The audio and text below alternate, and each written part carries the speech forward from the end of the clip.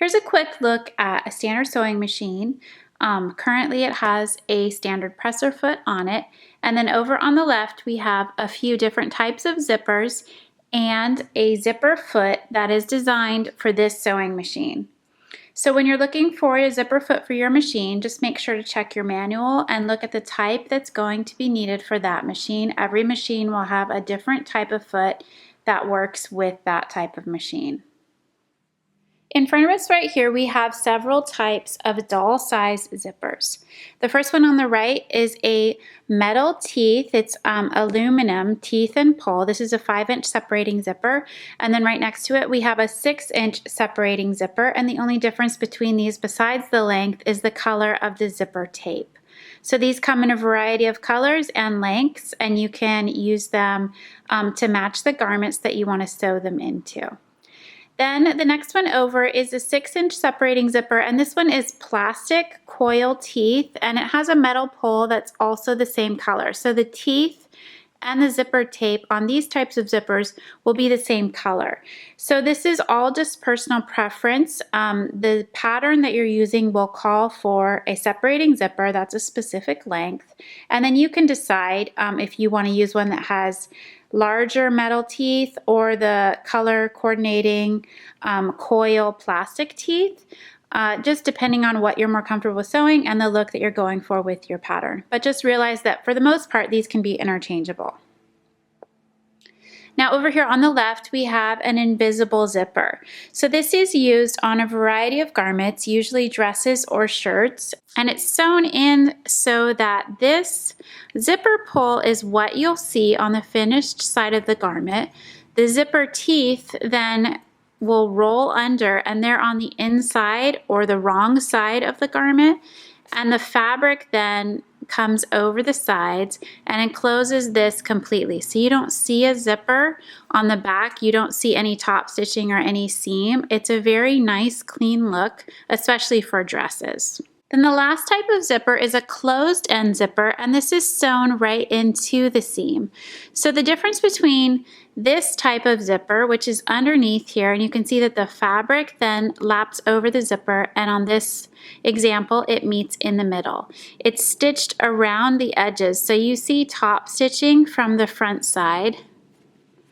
And this one has lining on the inside, so it's still, and it's black, so this is really hard to see, but it covers the zipper tape on the inside, and the zipper pull kind of tucks itself inside this lapped fabric.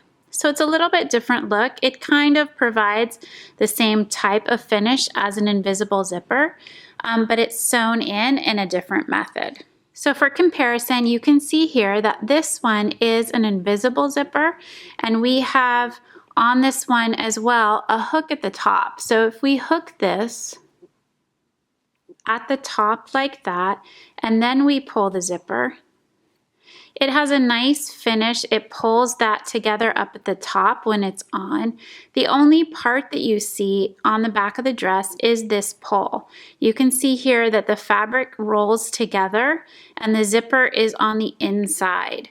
So you don't see that there isn't any top stitching like there was on this one. So you can see the top stitching that runs along the side of this type of zipper. Now here's a closer look at the presser foot attachment on this machine. And this is a Bernina 330, so this is the example that I'm using. And again, you're just gonna need to look at your manual for how to swap out the feet on your machine. But for this one, this is how this works. So we have our zipper foot, and this is the foot attachment.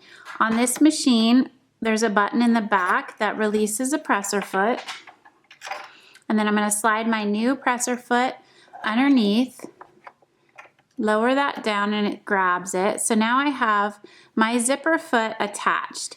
Now that we have this foot on, and you can see the difference of the foot is that this one has the hole in the center that the needle will go up and down through that center hole.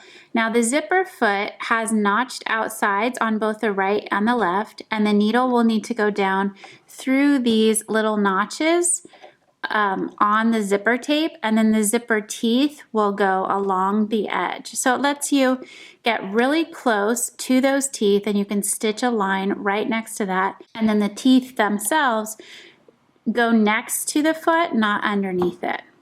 So once you have your zipper foot in place, and I'll show you here, you can see this needle. If I left my needle in the center position, it's gonna hit that center point and break the needle.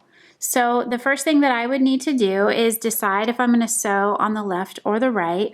And then I will go ahead and move my needle over as far as I can to the right so that I can lower that right there. You can see that goes now through that notch, and it will sew right through that hole. Now if I wanted to sew on the other side, then I'm simply gonna move my needle over to the other side, and then I can sew on this side with my zipper teeth out to the left.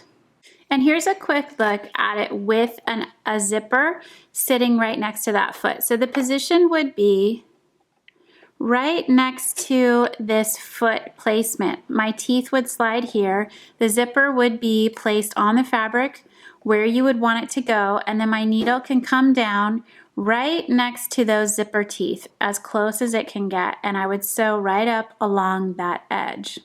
And then if I wanted to be working on the other side, I would move my zipper as far as I could, set that down, and then you can see that I can sew right next to those teeth on that side of the zipper as well.